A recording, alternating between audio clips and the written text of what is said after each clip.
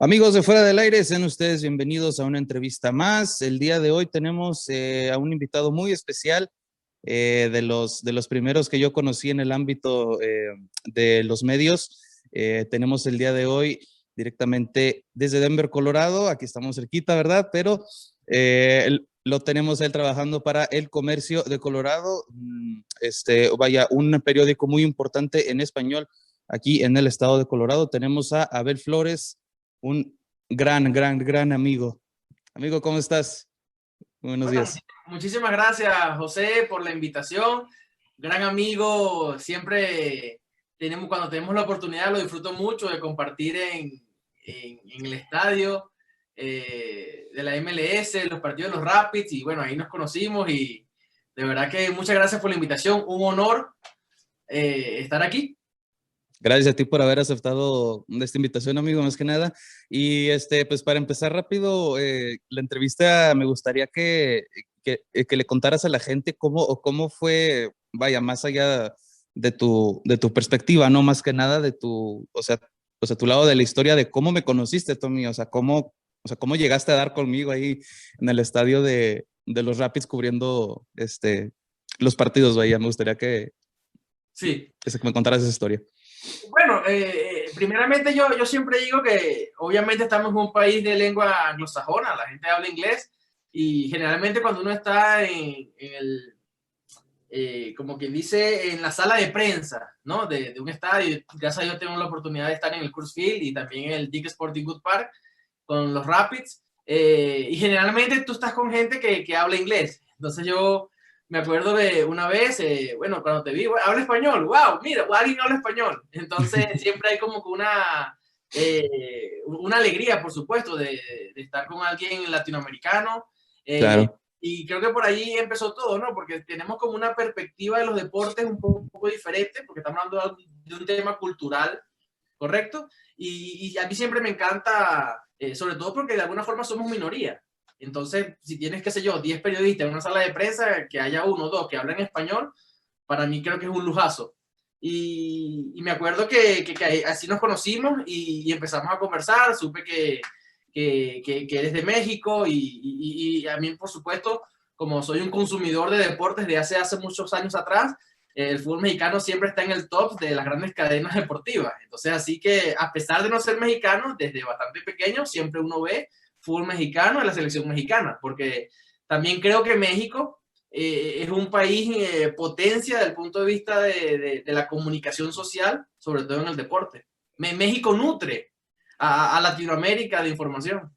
Claro, claro, damos muchísimo de qué hablar y particularmente en esa vez, vaya, a mí sí me sorprendió. Era de mis primeros trabajos, pues, que hacía yo más o menos con los medios, y la verdad que me caíste muy bien desde un principio. Es como tú lo dices, ¿no? Veías a veces la lista de dónde estábamos asignados en nuestro lugar y veías nada más dos o tres nombres, vaya, latinos más que nada. De ahí en más eran puros americanos, y pues vaya, fue, de ahí para adelante ya se hizo una, vaya, pues vaya, una gran amistad más que nada, amigo. Entonces, fue, vaya, estuvo genial, pues, más que nada, de que te haya conocido, amigo, más que nada. Entrando en el tema de la entrevista, amigo, eres nacido en el país de Venezuela. ¿Cómo, cómo comenzaste tu carrera como periodista allá y cómo llegaste hasta acá, hasta Estados Unidos, o hasta aquí, hasta Colorado, más que nada? ¿Cómo le hiciste para eso? Sí, bueno, bastante ya he hecho, ¿no? Y como dice, hay un dicho que dice que bastante agua ha pasado por debajo del puente, ¿no? Por supuesto, han pasado muchas cosas que quisiera compartirles. Yo tuve la oportunidad de graduarme de periodista, comunicación social en la Universidad del Zulia. Yo soy del estado Zulia, un estado muy occidental en Venezuela. Eso fue el año 2006. Ese mismo año hice pasantías en un diario bastante importante, regional, llamado Diario Panorama. Y digamos que mi primer trabajo como periodista, como pasante, en ese caso fue deportes. Yo siempre he sido un amante de los deportes. Eso creo que viene de familia. Mi papá siempre fue, en mi casa siempre, mi papá veía los deportes. Digamos que el deporte más importante para mi familia, tanto paterna como materna, es el béisbol. Venimos de un país del Caribe de béisbol. Y bueno, yo siempre me gustaban los deportes. El fútbol también tiene su historia, ahora te la contaré. Y por supuesto que en ese 2006 me graduó, empiezo a trabajar en mi primer trabajo como pasante en deportes. Recuerdo que me tocaba hacer las coberturas de la semana, más no del partido, como pasante, sea solamente la semana. Me tocaba hacer la previa, quiero decir, del equipo Unión Atlético Maracaibo, que en ese entonces era un equipo que jugaba Copa Libertadores. El técnico Carlos Maldonado, que era el técnico de ese entonces en un Atlético Maracaibo, y me acuerdo que lo llegué a entrevistar varias veces, y también me tocaba el basquetbol, que era el equipo de gaiteros. Pero aquí va una anécdota. A mí siempre me han gustado los deportes, como le digo, es un tema familiar, pero yo en ese entonces quería desarrollarme profesionalmente en el caso de periodismo internacional. Me gustaba todo el tema internacional, análisis políticos, geopolíticos, y digamos que yo hice mi pasantía varios meses, como le decía, en el tema deportivo, pero ya luego yo me desarrollé en el ámbito del análisis internacional. Es lo que me gustaba, es una de las cosas que más me apasiona, igual que el tema de la economía. Entonces, digamos que desde 2006 hasta aproximadamente 2016, estamos hablando 10 años, 10 a 11 años, yo me desarrollé en el ámbito de internacionalista, periodistas internacionales, como editor en algunos periódicos. Tuve esa oportunidad, esa suerte, trabajaba conjunto a ciertas embajadas, y nunca dejaba los deportes de lado, pero digamos que era como un fanático del deporte. No sé por qué, a mí siempre me gustó la idea de que los deportes no eran trabajo, era como mi diversión. Entonces yo quería llegar a mi casa a ver deportes como diversión, para desestresarme del trabajo, y nunca lo vi Claro, como un claro. trabajo, ¿no? Sí, sí, Hasta sí. que llegué a Estados Unidos, y bueno, el ser inmigrante, todo eso obviamente son cambios muy drásticos en tu vida, y en Estados Unidos fue que, digamos, retomé mi primer amor. O sea, desde que fui pasante hasta que llegué a Estados Unidos fue que retomé el tema deportivo. Como te debes imaginar, siempre seguí deportes, pero digamos, como te dije, como fanático. O sea, veía, leía, por supuesto uno que otro análisis con un compañero, porque siempre está como el gen de periodista, de investigar, algo así, pero Claro. no es que vivía ni trabajaba de eso. Muy bien, muy bien. Entonces, cuando emigras aquí a los Estados Unidos, si bien tengo entendido, estuviste en donde, en Florida, ¿no? En En Florida, Orlando. correcto, En Orlando, sí. Orlando, Florida, exacto. Vaya, ¿cómo fue esa transición? ¿Te costó trabajo más que nada primero? Vaya, personalmente, y luego, vaya, pues en cuestión laboral más que nada, ¿no? Y también el tener tantas oportunidades y tantos deportes de los cuales cubrir. O sea, aquí en Estados Unidos todos los días hay deportes, sea hockey, sea básquetbol, sea fútbol americano, sea béisbol, sea lo que sea, pero siempre hay deporte. ¿Cómo viste esa oportunidad? ¿La viste vaya, con muy buenos ojos más que nada? Cuenta un poco sobre eso, a ver. Sí, bueno, primeramente lo que me gustaría contar, bueno, es por qué llego a Estados Unidos, ¿no? Bueno, me tocó vivir en una generación de Venezuela, vamos a decirla, complicada, donde muchos de mis conciudadanos han tenido o hemos tenido que emigrar por las razones de verdad bastante lamentables que vive Venezuela. Así que, Sociopolíticas más que nada, ¿no? sí, correcto. Claro.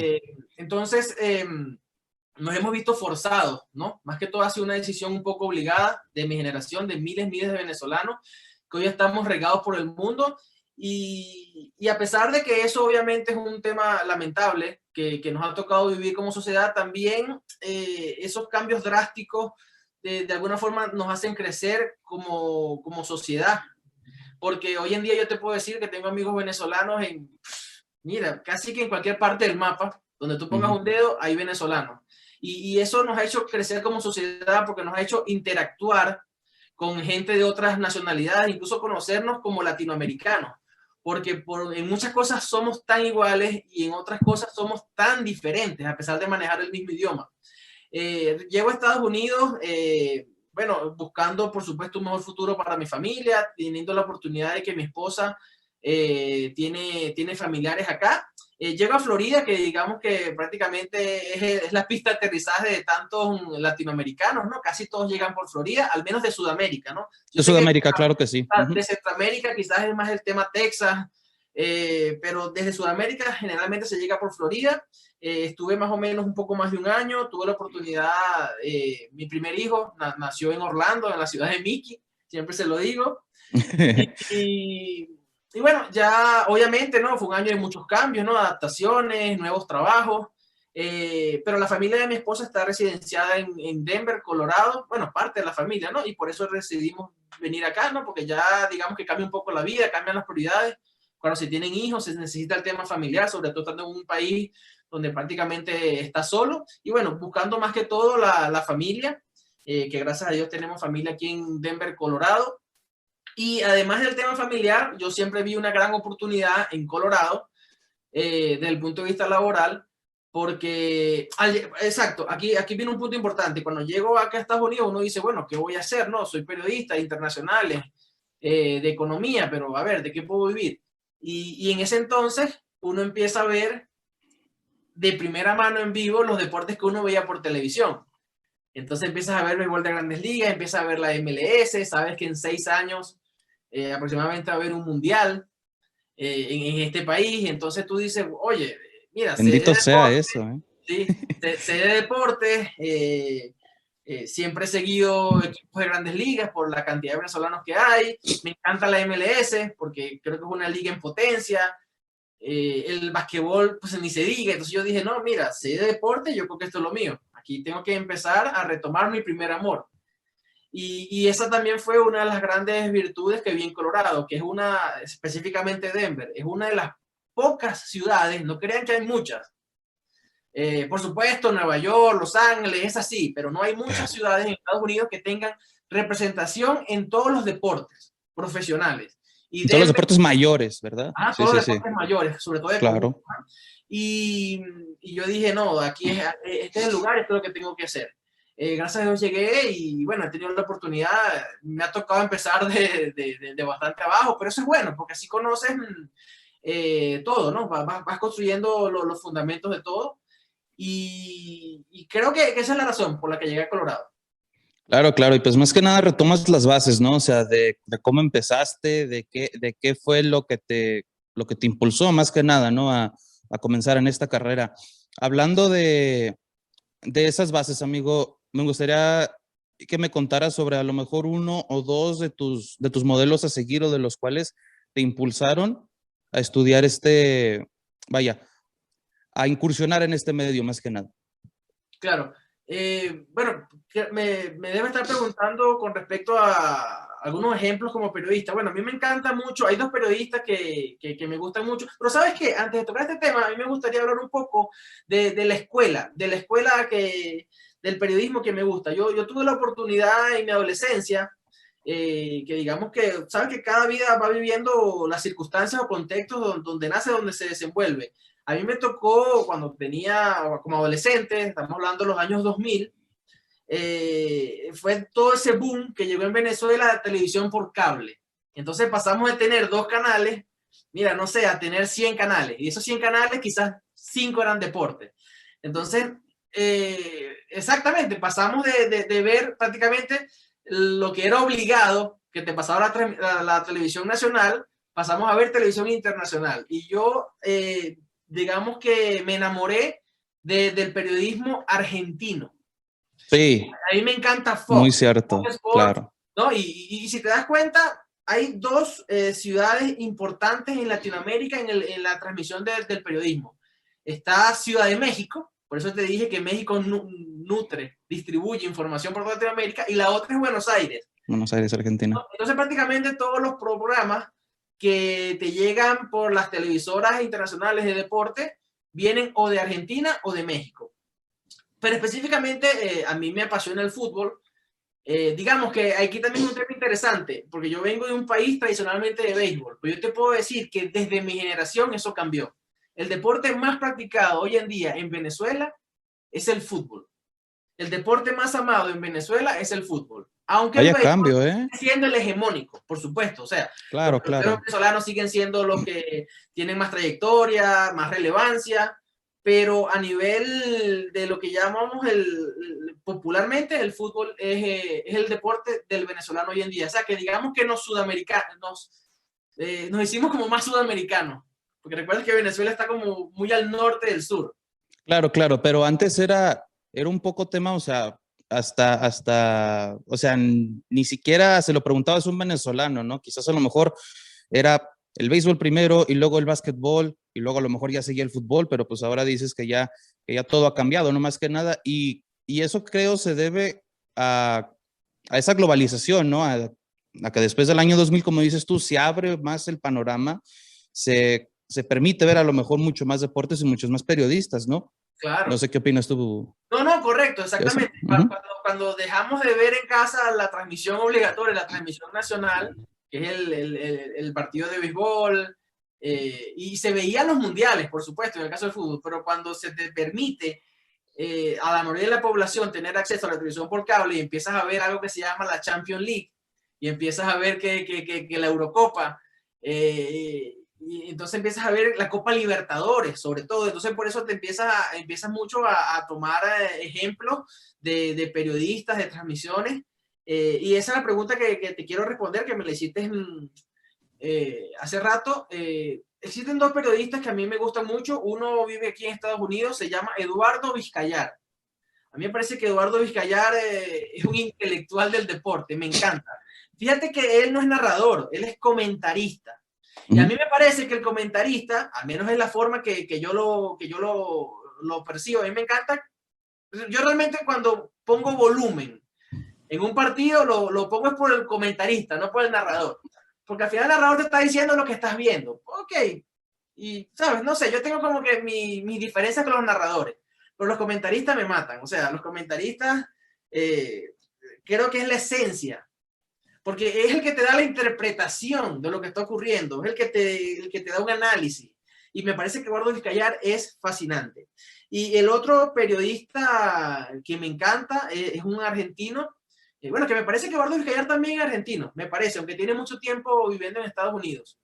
Eso no estoy muy seguro, pero me parece que Eduardo Habrá que Vizcayar. checarlo. Pero el otro me encanta también, además que es una persona que cubre más de un deporte, eso también me gusta mucho, es Juan Pablo Varsky. Juan Pablo Varsky me parece que también es un intelectual del deporte, es una persona que te interpreta el deporte como algo más que un juego. Y me parece que esa es la tarea del comunicador social en el tema de las disciplinas deportivas, que eleva, que trasciende un juego a algo mucho más significativo para la sociedad. Y creo que eso es lo que hace Juan Pablo Varsky, que argentino, él creo que está bueno, trabaja en varios medios, uno es DirecTV, y él también es buenísimo en basquetbol. Y habla mucho de Jordan y de todo lo que significó Jordan para prácticamente que para la humanidad, ¿no? Y también es un apasionante del tenis, apasionado del tenis. Entonces te habla mucho de Roger Federer. Entonces me parece que es sensacional. Es un periodista completo, no más que nada. O sea, es como Yo creo que tú. sí, sí, sí. Ujú. Claro, porque yo lo que creo es que el periodista en su fase, vamos a llamarla final, porque todo en la vida tiene un desarrollo, ¿no? Con los futbolistas, Claro. los deportistas lo pasa, el periodista es igual. El periodista llega un momento que, en mi opinión, tiene que ser un analista de la sociedad. O sea, tiene que trascender de que un simple juego de 90 minutos significa algo. Entonces yo creo que eso es lo que hacen estos personajes que a mí me encantan. Sí, no tienes que ver más allá, ¿no? Y coincido totalmente con lo que dices tu amigo, ¿no? Siento que los comentaristas, más que nada, son los tipos que quizás a lo mejor los que más se preparan, los que más datos dan, ¿no? Porque quizás a lo mejor uno se va con que ya terminó la jugada y acabó el grito del, del narrador, ¿no? Más que nada, pero después llega el comentarista y hace unos aportes increíbles, ¿no? Que si uno le pone atención dice, wow, o sea, por mucho que lo haya buscado en internet, pero de todas maneras se tomó el tiempo, ¿sabes? O sea, para buscar ese dato y son tipos muy cultos. En eso sí tienes mucha razón, amigo. Yo nunca lo había visto de esa manera, pero sí tienes razón. Para ya cerrar esta entrevista, amigo, que la verdad ha sido maravillosa contigo, la verdad. Como tú cubres a estos dos equipos, a los Rockies y a los Rapids, sobre todo aquí en Colorado, ¿cómo ves tú a estos dos equipos de cara a sus nuevas temporadas, ¿no? Más allá de que los Rockies, vaya, pues ya sabemos todo el entorno que se vivió en en este parón más que nada. ¿Sí? Se deshicieron de quizás a lo mejor del que pudo haber sido el jugador más grande en la historia de la franquicia. Y los Rapids, vaya, que han venido de menos a más, ¿no? A ti te tocaron los malos tiempos de los Rapids y ahora parece que están conformando un muy buen equipo. Desglósame un poco esos dos temas, primero de los Rockies si quieres y luego después ya de los Rapids. Perfecto. Bueno, como dices, empezamos con los rocosos. Va a ser una temporada muy difícil. Creo que los Rockies vienen más a menos. O sea, los Rockies vienen un poco en decadencia, por decirlo de alguna forma. Creo que lo mejor que se puede hacer el equipo es ya oficializar una transición. Los Rockies vienen de salir de su tercera base, Nolan Arenado. Ha ganado 8 veces el Guante de Oro. Estamos hablando de un jugador que puede ser Salón de la Fama. No estamos hablando de cualquier jugador. Claro. Y digamos que lo más triste del caso de los Rockies es que no se han planificado. Yo siempre tengo una frase que dice que los éxitos empiezan en las oficinas. Siempre lo he dicho.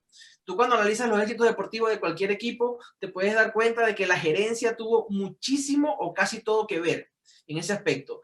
Entonces, por ejemplo, hace 2 años los Rockies de Colorado le hicieron un contrato multimillonario a Nolan Arenado. Eso significa de que iban a ser un equipo competitivo, que lo iban a tener como jugador franquicia para que se retirara con nosotros. 2 años después lo venden. Incluso económicamente fue una mala decisión, porque tú no puedes pagarle tanto a un jugador que al final lo vas a terminar vendiendo. O sea, botaste dinero. Literalmente es así, porque recordemos que el deporte es un negocio. Claro. Lastimosamente también a los Rockies, hay un dicho también que tenemos en Venezuela que a veces cuando las cosas salen mal, es como que quieres hacer un circo y te crecen los enanos. Entonces, además de que los Rockies están en una transición, resulta que los Dodgers de Los Ángeles, que tenían 3 décadas sin ganar, ganaron. Y no solamente ganaron la Serie Mundial, sino que se quitaron como esa, entre comillas, maldición que tenían y pueden marcar una época. Podemos ver 2, 3, 4 campeonatos de los Dodgers en los próximos años. Y en suma, podemos decir que los Padres de San Diego son el equipo que se armó mejor de todas las grandes ligas. Y no fue un equipo que se armó en una temporada. Ellos vienen ya en las últimas 2, 3 temporadas armándose bien. Fíjense que hace 2 temporadas compraron a Manny Machado, que es un tercera base excepcional y es uno de los jugadores más importantes. De hecho, en su momento fue el contrato más importante que llegaron a tener en todas las grandes ligas. Entonces, los Padres de San Diego vienen temporada tras temporada armándose. Ahorita tienen a Tatis Jr., que es un otro jugador franquicia, que además de que es un excelente jugador, es un hombre mediático, que ese hombre vende camisetas como pan caliente. Entonces tenemos a los Dodgers, que pueden marcar hegemonía. Tenemos a los Padres de San Diego, que le van a competir a los Dodgers. Tenemos a los Gigantes de San Francisco, que no está viviendo su mejor momento, pero es el equipo que más ha ganado en el milenio. O sea, los Gigantes de San Francisco han ganado más que los Yankees del año 2000. Cierto. Y bueno, y quedan al final los Cascabeles de Arizona y los Rockies. O sea, va a ser muy difícil la temporada para los Rockies. Ellos tienen su esperanza en el picheo, en los pitchers, pero fíjense que cuando las cosas pasan mal. Hace una semana se lesionó Kyle Freeland, uno de sus mejores pitchers, se dañó el hombro. De hecho, que Kyle Freeland es tan importante para los Rockies que en la última oportunidad que ellos fueron a la postemporada fue porque él fue un jugador que fue casi Cy Young, que eso significa ser casi el mejor pitcher de la temporada.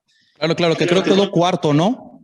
Sí, por eso te digo, entonces fue muy importante él y se lesionó esta temporada. Sin embargo, ellos están aspirando o mejor dicho, tienen la esperanza de los latinos. Eso es muy importante. El 25% del roster está conformado por latinoamericanos. Creo que eso es algo muy bonito para nosotros, nuestra comunidad aquí en Denver. Y ahora saltamos al caso de los Rapids. Creo que los Rapids están viviendo el momento diferente. O sea, cuando llegué en 2016 a Colorado, que empecé a cubrir deportes, me parece que los Rapids estaban muy mal. Y ahora van mejorando. Por lo mismo, porque van sumando jugadores.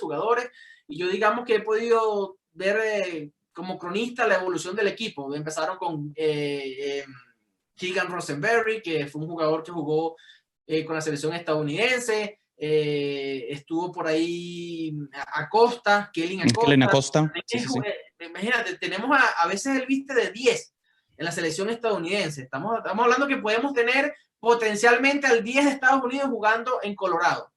Y creo que es un equipo que se ha ido armando. También me parece muy interesante que los Colorado Rapids han acertado en cambiar su mercado. Ellos se están haciendo cada vez más sudamericanos, más latinoamericanos.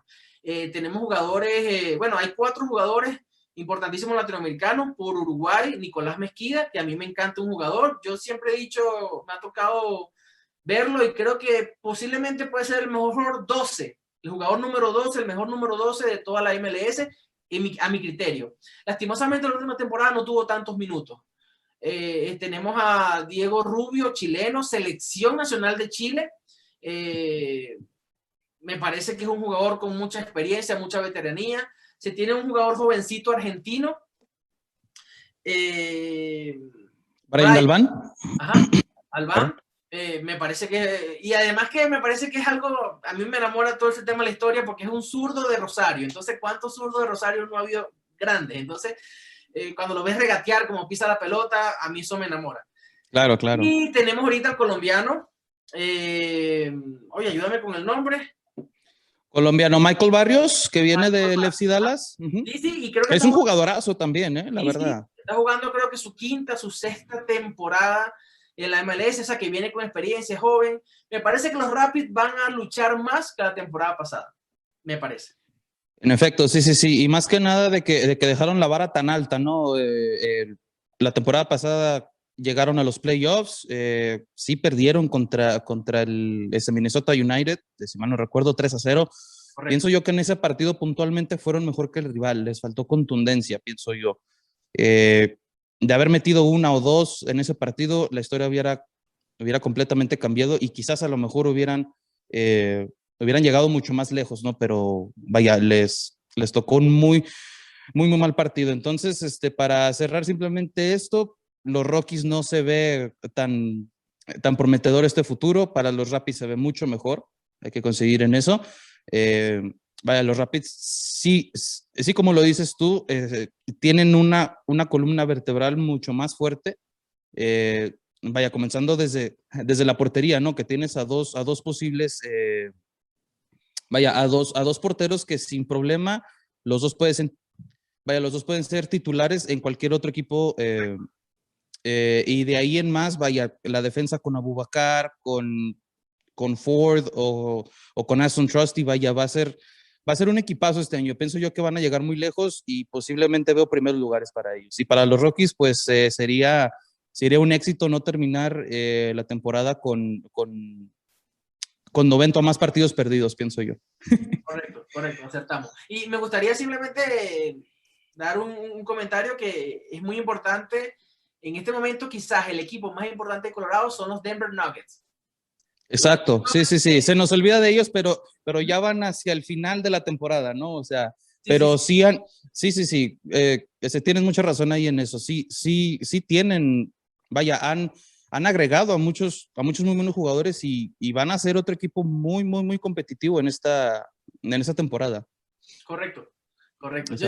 Yo diría incluso, ya para finalizar mi último comentario, que los Denver Nuggets son el ejemplo de lo que deben hacer las demás franquicias del estado, porque fíjate, los Denver Nuggets tienen un jugador franquicia, que es Nikola Jokic. Nikola Jokic, jugadorazo, el mejor centro de la liga. MVP, O sea, es candidato a MVP, que no es nada fácil en la NBA serlo. Exacto. Y además es un equipo que tiene un entrenador con trayectoria y proyección. Ya es como su sexta o séptima temporada donde ha podido planificar un equipo. Entonces estamos hablando de que tienen un jugador franquicia y además tienen planificación. Y además se están armando. El fin de semana pasada compraron un jugador que se llama Aaron Gordon de los Orlando Magic y es exactamente un jugador que no te cuesta millones, pero es exactamente lo que necesita el equipo, que es otro alero pívot. Entonces estamos hablando de que están administrándose bien, tienen proyección, tienen taquilla, por supuesto que tienen mercadeo al tener un jugador franquicia. ¿Qué tal un jugador franquicia? Un jugador franquicia es muy importante porque te da taquilla, te da también que otros jugadores quieran jugar en el equipo. Eso es importantísimo. 100% de acuerdo contigo, amigo. Y felicitaciones a los Denver Nuggets. Ojalá que los demás equipos lo hagan. Sigan Exacto. Porque no es imposible. Lo que hay es que trabajar poco a poco. Exacto. Y es como dices tú, las decisiones importantes vienen o tienen que venir desde arriba, desde la oficina, y después los resultados se verán en la cancha.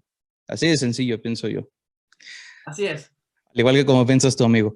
Pues bueno, vamos ya a, pues a concluir esta gran entrevista. Amigo, la verdad que hace mucho que no te veía, hace mucho que no platicaba contigo, desde ese último partido de los Rapids contra el FC Dallas en aquella temporada 2019. Nadie sabía de que se nos venía una pandemia y de que nos iban a encerrar a todos y de que ya no iba yo a regresar más que nada. Extraño mucho estar ahí, la verdad. Por ciertas otras cuestiones ya no he podido ir, amigo, pero ojalá y en verdad te pueda ver pronto. Se te extraña y pues la verdad que muchas gracias. Más que nada por este tiempo, amigo. Muchas gracias. Seguro que sí, José. Gracias, un placer. Bueno, ¿en dónde la gente te puede seguir a ti? ¿En dónde podemos ver todo este contenido que tú haces? Porque estás trabajando para un periódico muy importante. Cuéntame un poco sobre eso y sobre tus redes sociales también, amigo. Sí, bueno, mis redes sociales son @amantes del deporte 2020. Digamos que esa es mi Instagram, mi Facebook, mi canal de YouTube. También lo pueden seguir por medio de mis redes sociales. Y bueno, mi trabajo en este momento es comentarista deportivo para el Comercio de Colorado. Y bueno, tengo el honor de seguir y de ser de alguna forma cronista de los 5 equipos de Colorado, lo cual obviamente es un gran reto, ¿no? Porque son deportes muy diferentes, pero siempre es un orgullo poder hacerlo para un periódico hispano, porque sobre todo cuando vas al mercado hispano te das cuenta de que no hay tantos medios deportivos, que no hay tantos periodistas deportivos en español. Hablo de... Aquí en Colorado. En Colorado. Entonces claro, es un reto y muy importante y muy bonito. Muy bien, amigo, pues muchas gracias por este tiempo. Nada más para recordarle a todos nuestros fans de que nos pueden seguir en nuestras páginas de Facebook, nos pueden encontrar como Fuera del Aire, en Instagram nos pueden seguir como @Fuera del Aire 1 y en nuestro canal de YouTube nos pueden seguir como Fuera del Aire. Pueden encontrar esta y otras más entrevistas, más aparte de otro contenido en inglés también. Y pues muchas gracias, damas y caballeros. Yo soy José Ríos. Nos vemos en la próxima. Nos vemos, amigo. Muchas gracias. Hasta luego, amigos. Nos vemos. Bye.